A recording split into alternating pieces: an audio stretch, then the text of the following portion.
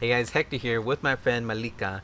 She was here last year on my channel. She was going to Anime Expo, which happened, I believe it happened July 4th last year, right? Yeah. And then it happens July 4th this year, Independence Day.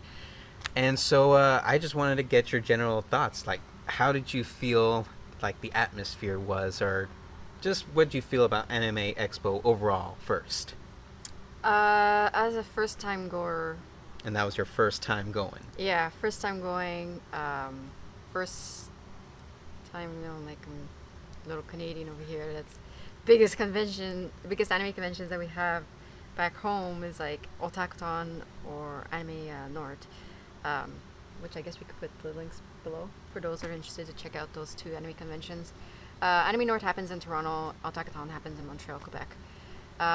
Basically, for me, my first experience at Anime Expo was ginormous, like jaw drop. So the heat in the air, and the energy of the people, and you go in, and everything's just like big. It's kind of like that moment when Lilo Dallas arrived to that ship, and she just got off the plane, and she was just like, "Wow!" That was Who? Lilo Dallas from The Fifth Element. Oh, I haven't seen the fifth element. Well, if you haven't, you should check it out, and we'll put the link down below. Whatever. Anyways, so it takes place in Los Angeles, so of course it's super hot. It's like literally a desert down there in Southern California. It's not as bad of a desert as like Las Vegas, No, but I've been to Las Vegas last year, and it was a nice dry heat and all, and yeah. and so I hear like Anime Expo has huge lines and everything just to get in there or to get your tickets. Can you tell me about that first or second? So I seem to remember there was a year prior or a couple years prior that there was a thing about like the whole lineup would just went a couple of times around the block and all that. So the year that my friends invited me to go, it was just it gets mailed to your door, even in Canada, and it was included in the price. Not like the Canadian cons that charge you extra. You know who you are. I'm talking about you. Anyways, so yeah, we didn't have to worry about waiting in line to get our badges. We just had to wait in line to get into the convention. Funny, there's kind of a little bit of a similar thing reverse when you get out. So the badges have these like sensors, NFC sensors or something like that, that you just have to like tap, and it detects when you leave. So if you don't tap when you leave, when you tap to go in, it's gonna be like Colonel Panic. It's gonna not understand, and you won't be able to go in. So for those who are planning to go to Anime Expo, don't forget to tap out and then tap back in. Uh, on top of that, they do bag checks like most American cons. Back home, there is like a bag check, but when I went to Anime Boston, I guess because a few years prior there was like some kind of like a gun scare or something, so now they have metal detectors. So you get your bag checked, and then you get through the metal detector. It's like, yeah, I'm in like public high school of United States. No. That's not how all public high schools are in the United States. Well, that's But how they depict them in media. so yeah, I'm a huge fan of Rainbow Six Siege, and Rainbow Six Siege is kind of like a shooter with League of Legends almost, because there's different characters with different techniques and stuff. So there's a lot of people who have started cosplaying the different characters in Rainbow Six Siege, but I would just be too afraid to cosplay like a soldier or anybody who wants to attack and then have a gun with me, even if it's a fake gun with an orange tip or anything. I'd just be too afraid to do that in America with police around or even regular people around. I'm sure they would be freaking out and staring at me like, is this guy, who is this guy? But that's just me. And then now they have all these extra security checks. And also, pretty much all conventions in the US, and I'm sure, well, I would think Canada, they usually do the prop checks. And even if it's not a gun, like if it's a sword, they still have to check it, and sometimes you can't take the sword out or whatever, depending on the material. Yeah. So you always have to think forward with your props or whatever before going to a convention. Especially if you're planning to make them. So always check the website of the convention, see what their weapons rules are and all that stuff, so you don't have to kind of like, I worked so hard on this prop and now I can't even show for it because it doesn't follow regulations. That would be a shame. Or you wouldn't be able to go to Masquerade or whatever. In Canada, though, there's lots of people that like cosplay army dudes and people with like guns and stuff like Resident Evil and all that stuff, Call of Duty, Halo, just to name a few.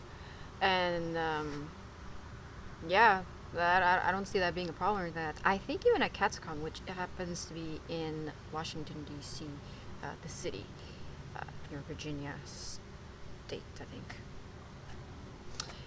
I'm Canadian, okay, so it's okay if I don't know all my geography, but I probably know more than some. Mm-hmm. But yeah, in Canada, it depends where the convention is taking place. I assume it's the same thing here in the States. We used to have this convention out in Quebec City that took place in a university, so it's a school. And during the convention, you could go whatever character you want, but you cannot show up with any guns because you're in a school, and with the whole like, you know, Mm-hmm. every school in North America, Canada included, we're not angels. We do have some like nastiness that happens up there too. But yeah, so like it's a big no-no. Any guns, even if they have the orange tip, I think they just like just to be safe. And then I'm sure another thing people are mostly worried about when going to conventions is food. So how do you feel finding food over an Anime Expo? Well, basically, Anime Expo is downtown Los Angeles, so you can pretty much find food anywhere.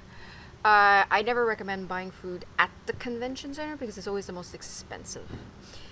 So depending which con I go to, if it's a con that like there is no restaurants around and you only could get by with whatever expensive food they serve at the convention center, I always do a quick run at Walmart and grab me some cup ramens, some Quaker oatmeals, and just some like granola bars just to keep me going. And some, if there's a fridge in the hotel room, then I get like, you know, some drinks and fruits and whatnot.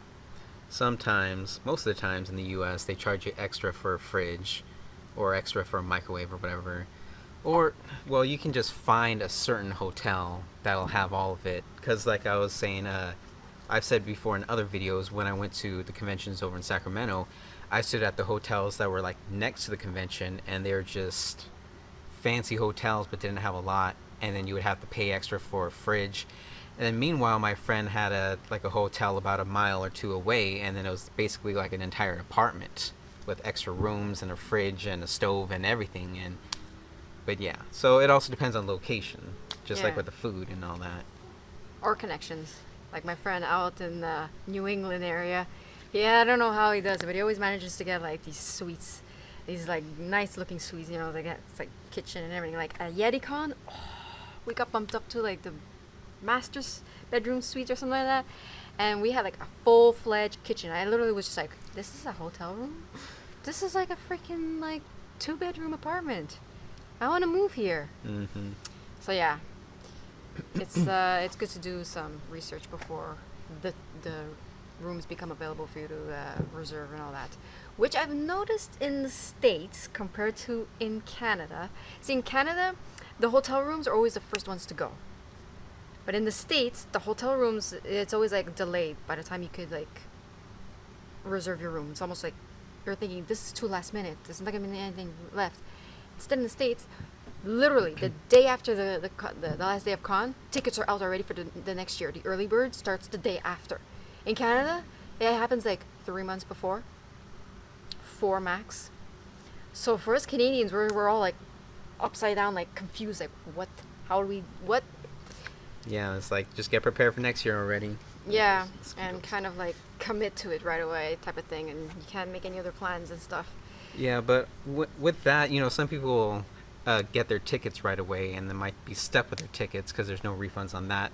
But some people who book hotels, they do get to back out, and then that's why there might be some hotels available like the day of the convention sometimes, or the day before. I've done that with Fanime in San Jose. I actually got a hotel like a couple days before the convention, which was like connected to the convention center. Of course, it was more expensive than those early bird specials, but it was still available. So you might be paying more, but it's still there. Yeah. Well, hopefully once you do make the move or finish up with your schooling or whatever, can go right back to cosplaying and conventions and stuff. I've been taking a little hiatus as well with school and financial issues. So once I get those things wrapped up, I'll probably jump back into conventions and cosplay. Well, I still want to do cosplay on my own time, and would still say, even if you don't have the means to go to a convention, you can always just do cosplays at home and maybe talk about it and in forums or on YouTube like I would like to do or whatever. There's always other options out there. If you can multitask. Yeah, you might have a lot on your plate, but you know, it's something. Yeah.